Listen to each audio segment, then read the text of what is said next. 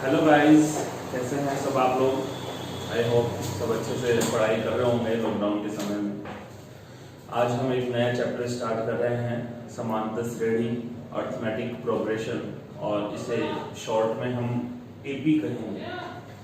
Board exam में इसका weightage जो है वो 3 मार्क्स का होता है। 3 नंबर के सवाल यहाँ से पूछे जाते हैं। 1+2 2 क्वेश्चन यहाँ से आएंगे। एक सिंपल सा छोटा सा क्वेश्चन आता है 1 मार्क्स का, और एक क्वेश्चन आता है 2 नंबर का। कभी कभी 3 नंबर का भी आ जाता है, वो डिपेंड करता है क्वेश्चन ऑफ वैरायटी पे।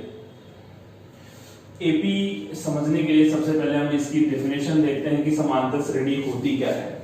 तो समांतर श्रेणी की अगर परिभाषा की बात करूं तो समांतर श्रेणी संख्याओं का वह अनुक्रम है, एक सीक्वेंस है नंबर्स का, एक कलेक्शन है नंबर्स का, जिसमें प्रत्येक नंबर, प्रत्येक संख्या जो है वो अपने से पहले वाली संख्या में एक निश्चित संख्या जोड़ने या घटाने से प्राप्त होती है। अगर हम प्रथम पद को छोड़ दें तो प्रथम पद के अलावा हर एक संख्या अपने से जो जस्ट पहले वाली संख्या है उसमें कुछ ना कुछ जोड़ने या घटाने से प्राप्त होती है। इस प्रकार की श्रेणी को समांतर श्रेणी यानी अर्थमेटिक प्रोग्रेशन कहा जाता है। इस प्रकार की और भी श्रेणियां होती हैं, जैसे गुणोत्तर श्रेणी होती है जिसमें प्रत्येक पद एक निश्चित संख्या को गुणा करने से प्राप्त होता है। एक हरात्मक श्रेणी होती है, लेकिन आपके 10th लेवल तक के सिलेबस में एक ही श्रेणी है, समांतर श्रेणी। तो परिभाषा आप लोगों ने समझ ली होगी। एक उदाहरण से मैं और समझा देता हूं, जैसे 3, 5, 7, 9, 11 एंड सो ऑन। ये तीन डॉट लगा रखे हैं, इसका मतलब है कि ये कंटिन्यू आगे चलती जा रही है। अब पहले पद की बात नहीं करें, पहले पद के अलावा जितने भी यहाँ पर संख्याएं लिखी हुई हैं वो अपने से जस्ट पहले वाले नंबर से कुछ ना कुछ एक स्पेशल संख्या, सेम समान संख्या जोड़ने या घटाने से प्राप्त होती है। तो अगर मैं यहाँ 5 की बात करूं तो 5 से पहले वाली संख्या कौन है? 3। तो 3 से 5 कैसे आया है? यहाँ +2 करने पर हमें 5 प्राप्त हुआ है। 5 में फिर +2 करेंगे तो क्या मिलेगा? देखो 7 मिलेगा। फिर 7 में +2 करेंगे तो 9 मिलेगा। फिर +2 किया है तो 11 मिलेगा। मतलब हर एक संख्या अपने से पहले पिछली संख्या में एक निश्चित संख्या जोड़ने से प्राप्त हो रही है। इसके अलावा कोई दूसरी श्रेणी की बात करूं तो देखो 24, 20, 16, 12, 8, 4, 0, -4, -8 एंड सो ऑन। ये घटती हुई ही समांतर श्रेणी है। देखो यहाँ पहला पद 24 है, इसमें से मैंने 4 माइनस किए, -4 तो 20 मिला। फिर मैंने 4 माइनस किए तो 16, फिर 4 माइनस किए 12, फिर 4 माइनस किए 8। तो एक समान संख्या यहाँ पर घटती जा रही है। इस प्रकार के संख्याओं के अनुक्रम को समांतर श्रेणी कहा जाता है। इंग्लिश में इसे अर्थमेटिक प्रोग्रेशन कहते हैं, जिसे शॉर्ट में हम एपी के नाम से यहाँ पर पढ़ेंगे। अब कुछ विशेष टर्म्स हैं जिनके बारे में हम स्टडी करते हैं। समांतर श्रेणी की जो पहली संख्या जो लिखी हुई है उसे आप लोग प्रथम पद कहेंगे, फर्स्ट टर्म कहेंगे, प्रथम पद। समांतर श्रेणी में जो भी पहले नंबर पे लिखा हुआ है, जैसे यहाँ पर 3 लिखा हुआ है, यहाँ पर 24 लिखा हुआ है, तो पहली संख्या जो होती है वो प्रथम पद कहलाती है। क्या कहलाती है? प्रथम पद। बड़ा सिंपल है, पहला पद ऑब्वियस प्रथम पद, लेकिन प्रथम पद को यहाँ व्यापक रूप में हम ए से डिनोट करेंगे, स्मॉल ए से। अंग्रेजी वर्णमाला के स्मॉल ए लेटर से प्रथम पद को प्रदर्शित किया जाता है। उसके बाद देखो जो समान संख्या जुड़ रही है या घट रही है, यानी जो अंतर है, हर 2 क्रमागत पदों के बीच का जो अंतर है, नाम में भी समान अंतर होना चाहिए प्रत्येक क्रमागत पदों में। इस अंतर को सार्व अंतर कहा जाता है। क्या कहते हैं बच्चों? सार्व अंतर। इंग्लिश में इसे कॉमन डिफरेंस कहा जाता है।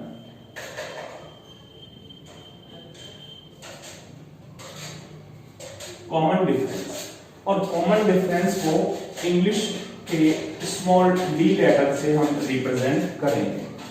तो 2 चीजें हमने देखी, प्रथम पद और सार्व अंतर। प्रथम पद क्या होता है? किसी भी अनुक्रम का, किसी भी श्रेणी का पहला पद प्रथम पद कहलाता है, जिसे स्मॉल ए से रिप्रेजेंट किया जाता है। और जो कॉमन डिफरेंस है, जो समान अंतर है, जो हर संख्याओं के बीच में जोड़ने या घटने से प्राप्त होता है, उसे हम सार्व अंतर यानी कॉमन डिफरेंस कहते हैं और इसे स्मॉल डी द्वारा रिप्रेजेंट किया जाता है। इसके बाद में कुछ और टर्म्स हम देखते हैं। एन की अगर मैं बात करूं तो एन क्या होता है, किसी भी, जैसे मान लो इस श्रेणी को मैं खत्म कर देता हूं, यहां पर ये डॉट डॉट अगर नहीं लगे हुए हैं तो इसका मतलब है कि ये श्रेणी यहां पर क्या हो गई है, कंप्लीट हो गई है, कंप्लीट हो गई है। अगर डॉट डॉट डॉट डॉट लगे हुए हैं इसके आगे, ये डॉट लगे हुए हैं, इसका मतलब ये कंटिन्यू चल रही है, और कंटिन्यू चल रही है मतलब इसमें पदों की संख्या, कितनी संख्या है, अनंत संख्याएं हैं, जहां तक हम जा सकते हैं वहां तक की संख्या इंक्लूड। लेकिन यहाँ डॉट नहीं लगे हुए, यहाँ खत्म हो गया है। तो अब इस श्रेणी में कितने संख्याएं हो गई, 1 2 3 4 5 6 7 8 और 9। तो यहाँ पदों की संख्या श्रेणी में पदों की संख्या को क्या कहा जाता है, n कहा जाता है। स्मॉल n से इसको रिप्रेजेंट करते हैं। इसके बाद में देखिए बच्चों, जैसे यहां बात करूं, इस डॉट डॉट को हटा दूं तो इस श्रेणी में जो संख्या है पदों की वो 1 2 3 4 और 5, यानी यहाँ पर n का मान जो है वो कितना हो जाएगा, 5 हो जाएगा। n का मान कितना हो जाएगा, 5। जो n है, n कहलाता है श्रेणी में पदों की कुल संख्या को n से रिप्रेजेंट किया जाता है। इसके बाद हम समांतर श्रेणी का व्यापक रूप देखते हैं, जनरल फॉर्म ऑफ एपी। व्यापक रूप कैसे लिखा जाता है वो समझे। व्यापक रूप, जनरल फॉर्म, किसी भी चीज का व्यापक रूप जानना बहुत ही जरूरी होता है। तो प्रथम पद को हमने डिनोट किया है ए से। ए में माना कि प्रथम पद जो है, प्रथम पद मान लिया हमने ए है, और सार्व अंतर जो है, सार्व अंतर को हमने मान लिया है डी है। तो व्यापक रूप कैसे लिखा जाएगा बच्चों, ए। अब ए में सार्व अंतर जुड़ेगा, प्रथम पद को हमने ए मान लिया है, सार्वंतर को हमने डी मान लिया है। तो व्यापक रूप किस प्रकार से लिखा जाएगा, प्रथम पद में तो सिर्फ ए ही आएगा, उसके बाद जब सेकंड वाला पद लिखूंगा तो मैं ए में क्या जोड़ दूंगा, डी जोड़ दूंगा। अब ए अगर पॉजिटिव है तो जुड़ जाएगा, और अगर नेगेटिव है तो घट जाएगा। उसके बाद में फिर इसमें डी जुड़ेगा तो d प्लस डी कितना हो जाएगा, 2d। तो ये हो जाएगा a प्लस 2d। फिर आगे d और जोड़ देंगे तो 2d में एक d और जोड़ेंगे तो कितना हो जाएगा, a plus 3d, and so on. इस प्रकार से चलता जाएगा। तो a तो हर पद में आएगा ही आएगा व्यापक रूप में, प्लस d भी आएगा। अब d को याद रखने का तरीका क्या है कि ये तो हो गया आपका प्रथम पद, और यानी a1। a1 का मतलब क्या है, पहले नंबर का पद। अब ये हो गया आपका a2 यानी दूसरे नंबर वाला पद। ये हो गया है आपका a3 यानी तीसरे नंबर का पद, और इसे हम कह सकते हैं a4 यानी चौथे नंबर वाला पद, और a5 a10 ऐसे चलता जाएगा। जनरल फॉर्म की बात करें तो ये हम कह देंगे n। माना इस श्रेणी का nवां पद, कौन सा पद, nवां पद। तो nवें पद का नाम तो क्या हो जाएगा, an हो जाएगा। अब इसका रूप कैसा होगा, ये दिखेगा कैसा, तो देखिए बच्चों कि पहले पद में, एक नंबर वाले पद में a तो आया है, दूसरे में भी a आया है, तीसरे में भी a आया है, हर पद में a तो आ रहा है जनरल। तो a तो यहां आएगा ही आएगा, प्लस में कुछ संख्या भी आएगी। तो संख्या nवें पद में कितना d जुड़ेगा वो आपको देखना है। तो पहले पद में कितना d है, 0d है, कोई d नहीं है। दूसरे पद में एक बार d है, पद है दूसरा और d है 1, पद है तीसरा d है 2, पद है चौथा d है 3। आप देखेंगे कि जितने नंबर वाला टर्म है, जितने नंबर का पद है, उससे एक कम बार क्या आ रहा है, d आ रहा है। तो अगर nवें पद में मैं d की संख्या लिखूंगा तो n में से एक कम कर देंगे, तो उसे लिखते हैं n-1 और इंटू d। तो ये जो है a plus n-1 into d, ये आपका nवां पद आ गया है। क्या आ गया है, nवां पद। देखो फॉर्मूला बन गया, बड़ा सिंपल ही। आप इसको कैसे याद रख सकते हैं भाई, जितने नंबर का पद आपको ज्ञात करना है उससे एक कम बार d लिखना है, a सब में आएगा ही आएगा। जैसे कोई एग्जांपल लेते हैं हम, जैसे 5 10 15 20 एंड सो। तो ये एक एपी हो गई, सबको नजर आ रहा है कि यहाँ पर पहला पद 5 है और हर बार 5-5 का अंतर चलता है।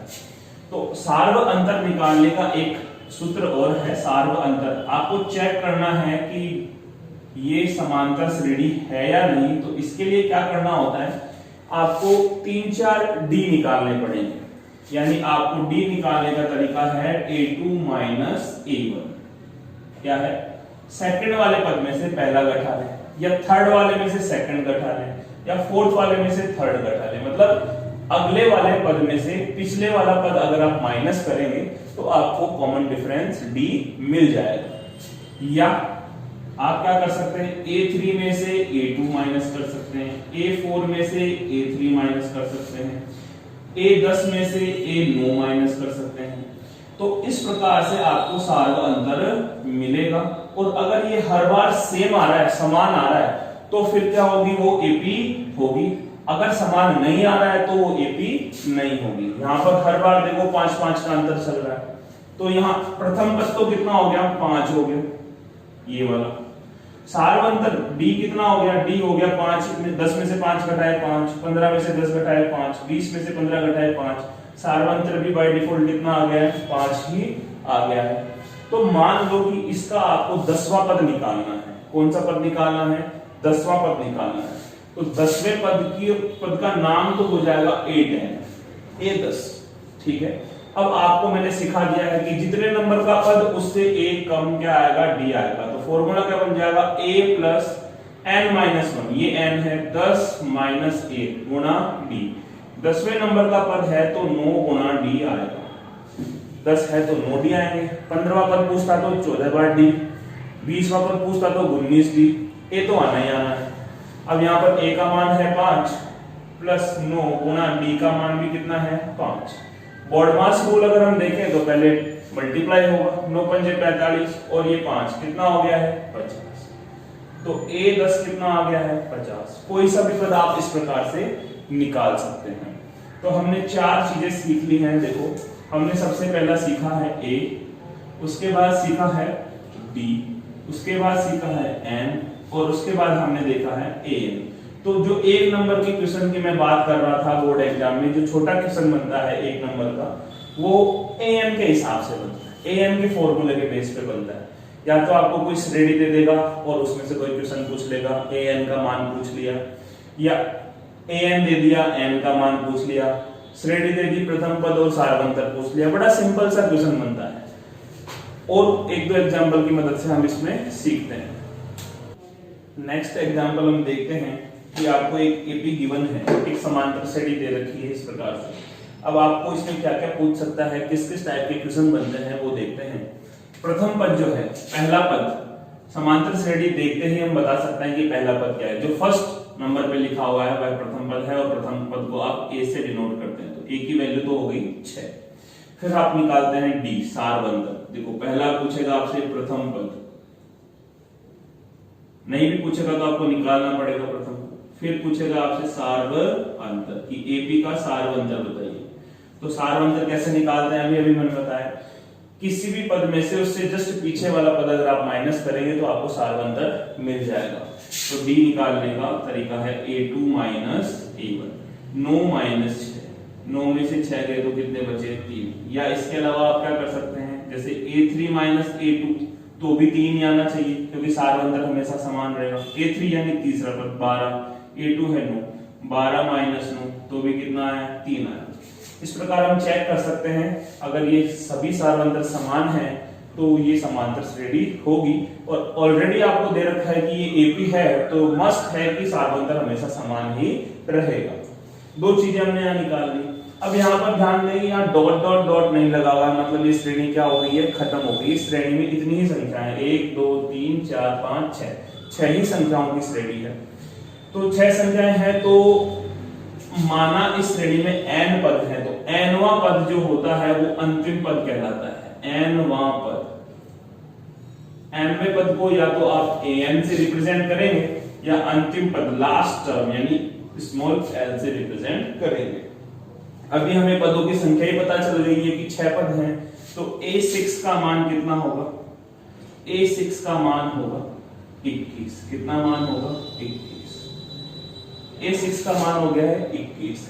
यहां से आप जो है an हमने निकाल लिया है, सारवंतर निकाल लिया है, प्रथम पद निकाल लिया है। अब इसमें एक क्वेश्चन और पूछ सकता है कि इसके अगले 4 पद बताओ, 4 पद और बताओ आगे के। तो भैया 21 लास्ट वाला पद है 21, तो 21 के आगे क्या आएगा, +3 कर दो तो कितना हो जाएगा 24। 24 के आगे फिर +3 करेंगे तो कितना हो जाएगा 27, फिर +3 करें तो 30, फिर +3 करेंगे 33। 4 क्या हम 40 पद भी आगे के बता सकते हैं बड़ी आसानी से। तो इस पर बेस्ड, an पर बेस्ड 1 नंबर का एक छोटा क्वेश्चन बनता है। इसके अलावा बहुत सारी वैरायटी ऑफ क्वेश्चंस हैं जिनको हम आगे एक्सरसाइज में डिस्कस करेंगे। ये कुछ बेसिक सी थ्योरी थी एपी की कि प्रथम पद क्या होता है, सारवंतर क्या होता है, an क्या होता है, n क्या होता है, ठीक है। अब जब हम थ्योरी की ही बात कर रहे हैं, बेसिक्स की ही बात कर रहे हैं, तो इसमें एक टर्म और बचा है, उसको भी हम पढ़ लेते हैं, फिर एक्सरसाइज पे आ जाएंगे सीधे सीधे। एक टर्म और बचा है SN। SN क्या होता है, S का मतलब होता है सम ऑफ n टर्म्स, यानी n पदों का योगफल। आपको कंफ्यूज नहीं होना कि n क्या है। n कोई नंबर ऑफ टर्म्स हैं, जैसे 5 पदों का योगफल निकालना है, या 50 पदों का योगफल निकालना है, या 30 पदों का योगफल निकालना है किसी श्रेणी का, तो उसे हम Sn से रिप्रेजेंट करते हैं। समेशन ऑफ n यानी n पदों का योगफल। जैसे अभी हमने श्रेणी लिखी थी, उन सब पद को जोड़ लें, सबको जोड़ लें तो जोड़ कितना आएगा, योग कितना आएगा, उसको रिप्रेजेंट किया जाता है Sn से। Sn के 2 फॉर्मूले हम यहाँ पर पढ़ेंगे। एक तो होता है n/2 2a plus n-1 into d, और दूसरा इसी से बनेगा n/2 a plus l। l का मतलब है अंतिम पद, a का मतलब है प्रथम पद, n है पदों की संख्या और d है सार्वअंतर। अब ये फॉर्मूला कैसे आया है, इसको हम आगे जब एक्सरसाइज पढ़ेंगे, 5.3 एक्सरसाइज है Sn की, तो वहां पर इसको हम डिटेल में समझेंगे। अभी आपको सिर्फ ये ध्यान रखना है कि Sn क्या होता है। Sn होता है n पदों का योगफल। अब हम कुछ छोटे छोटे बेसिक्स क्वेश्चन हैं उनको देखते हैं। एक और क्वेश्चन की मदद से हम कुछ बेसिक्स चीजें सीखने की कोशिश करते हैं।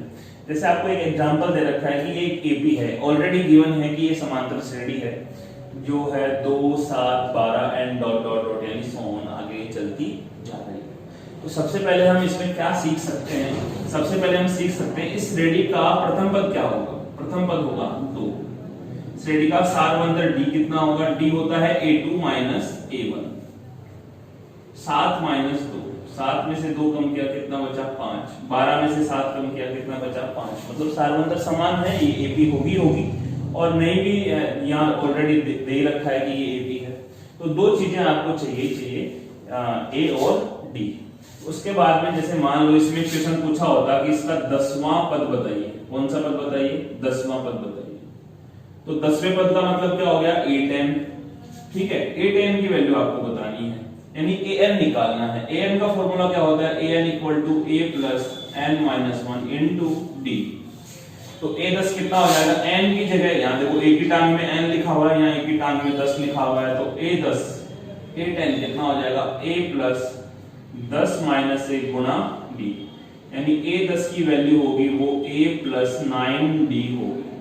अभी मैंने बताया देसी फॉर्मूला, जितने नंबर का पद आपको निकालना है उसमें a तो आएगा ही आएगा, प्लस जितने नंबर का पद निकालना है उससे एक कम बार क्या आएगा, d आएगा। तो 10वां पद निकालना है तो 9 बार d आएगा, है 15वां पद निकालना है तो 14 बार d आएगा। सिंपल चीज है बिल्कुल।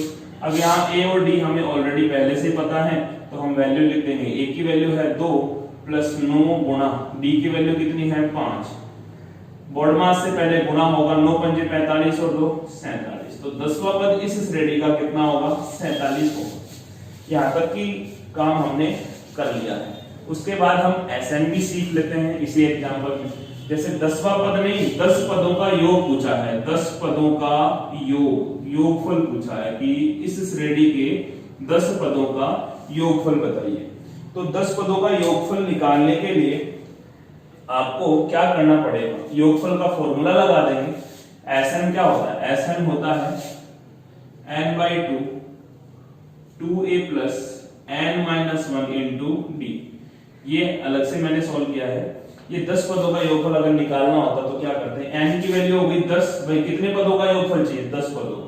तो n की वैल्यू तो हो गई 10, a और d आपके पास है, फॉर्मूले में इसके अलावा कुछ है नहीं तो सारे वैल्यूज आ जाएंगी। 10/2 2a यानी a का डबल, a कितना है 2, 2 गुना 2 कितना हो जाएगा 4 प्लस n माइनस 1 ये हो गया 9, 10 में से 1 गया तो 9, और d का मान है 5, तो 9 पंजे 45, 45 और 4 कितना हो गया 49, 5 गुना 49, ठीक है। 5 को 49 से गुना कर लेंगे तो ये जो है आ जाएगा 245, तो ये S10 आ गया। क्या आ गया S10 यानी 10 पदों का योगफल। इसके अलावा एक दूसरा फॉर्मूला भी है Sn का। Sn का दूसरा फॉर्मूला है Sn equal to n/2 a plus l। ये कब लगाएंगे और ये कब लगाएंगे दोनों का डिफरेंस समझ लें। अगर आपको अंतिम पद पहले से ही पता है तो आप डायरेक्टली ही वो फॉर्मूला लगा देंगे, आपको इतना कुछ करने की जरूरत ही नहीं है। l क्या होता है अंतिम पद, a क्या होता है प्रारंभिक पद, और n का मान तो पता होना ही चाहिए कि 10 पदों का योगफल निकालना है, ठीक है। तो S10 कितना हो जाएगा 10/2, a का मान कितना है बोलो 2, और l कितना है 47। तो देखो ये हो गया 5 कट करके और ये आ गया 47 और 2 49, वही चीज आ गई सेम। 5 को 49 से गुणा करेंगे वापस कितना आ जाएगा 245। तो चाहे फॉर्मूला ये लगाएं चाहे फॉर्मूला ये लगाएं, कब लगाना है दोनों की सिचुएशंस पे डिपेंड करता है। अगर आपको प्रथम पद और अंतिम पद पता है तो डायरेक्टली वो फॉर्मूला लगा देंगे, और अंतिम पद मान लो पता नहीं है, n की वैल्यू पता है, a पता है, d पता है, तो ये फॉर्मूला लगा देंगे। दोनों में कोई ज्यादा अंतर नहीं है। इस फॉर्मूले से ही वो बना है, ये फॉर्मूले से वो कैसे बना है उसको मैं आपको आगे बताता हूं। Sn के दोनों फॉर्मूले एक ही हैं, वो एक ही फॉर्मूले से बने हुए हैं। देखो कैसे बने हुए हैं। ये Sn का बेसिक फॉर्मूला है n/2 2a + n-1 * d। अब n/2 की जगह n/2 रखा, ये जो 2a है इनको मैं स्प्लिट कर देता हूं, इसको लिख देता हूं मैं a + a, 2a हो गए, और साथ आगे की चीज ऐसे कैसे n-1 * d। अब आप देखेंगे कि इसमें जो आगे चीज है वो कुछ रिप्रेजेंट कर रही है। किसको रिप्रेजेंट कर रही है? ये चीज देखो, ये क्या है a + n-1 d। अरे वाह, इसको तो हम जानते हैं, ये क्या है? ये तो an है, ठीक है। तो ये हो जाएगा n/2 a + an, और अभी अभी मैंने बताया है कि an को ही क्या कहते हैं? अंतिम पद कहते हैं, यानी लास्ट टर्म कहते हैं, स्मॉल l। तो an की जगह क्या लिख देंगे? a + l भी लिख सकते हैं, a + an भी लिख सकते हैं। तो दोनों फॉर्मूले एक ही हैं, डिपेंड करता है कि आप इसको कब यूज कर रहे हैं। अब हम एनसीईआरटी की 5.1 एक्सरसाइज की बात करें तो वहां पर 3 क्वेश्चन आपको दिए हुए हैं, बड़े ही आसान क्वेश्चन हैं। मैं आज सिर्फ आपको उनका ओवरव्यू दूंगा, कंप्लीट सॉल्यूशन हम नेक्स्ट वीडियो में करेंगे। एपी पहला क्वेश्चन है कि आपको एक एपी दे रखी है सिंपल, जैसे हमने एग्जांपल लिए हैं, उसमें आपको 2 चीजें निकालनी है, एक तो प्रथम पद और एक सारबंधन, यानी ए और डी फाइंड करना है। प्रथम पद क्या होता है? जो पहला संख्या लिखी हुई है प्रथम पद है। डी कैसे निकालते हैं? a2 - a1। d equal to क्या होता है? a2 - a1 या a3 - a2, किसी भी अगले पद में से उससे पिछला पद घटाने पर d प्राप्त हो जाता है। तो पहला क्वेश्चन बड़ा ही आसान है। उसके बाद सेकंड क्वेश्चन पूछा है आपसे कि अगले 4 पद बताइए। तो अगर a और d पता लग गया तो 4 नहीं 40 पद भी आप आगे के बता सकते हैं। जो सारवंत है उसको जोड़ते जाइए, या माइनस में तो घटाते जाइए, और आगे वाले पद आते जाएंगे। उसके बाद में तीसरा क्वेश्चन आपसे पूछा है, चेक करना है कि एपी है या नहीं। तो ये क्वेश्चन कैसे करना है आपको? एपी चेक करने के लिए आपको कुछ टर्म मिलेंगे, 2 4 5 7 टर्म दे रखे होंगे, उनका सभी का सारवंतर आपको निकालना पड़ेगा। यानी आपको क्या क्या निकालना पड़ेगा?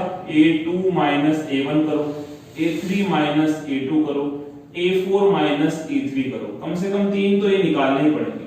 आगे भी दे रखे हैं तो a5 - a4 कर लो, ठीक है। अगर सारवंतर सब जगह समान आ रहा है तो समान आएगा तो उसे हम क्या कहते हैं? समांतर श्रेणी कहते हैं। और अगर समान नहीं आ रहा है तो उसे हम समांतर श्रेणी नहीं कहेंगे। Thank you.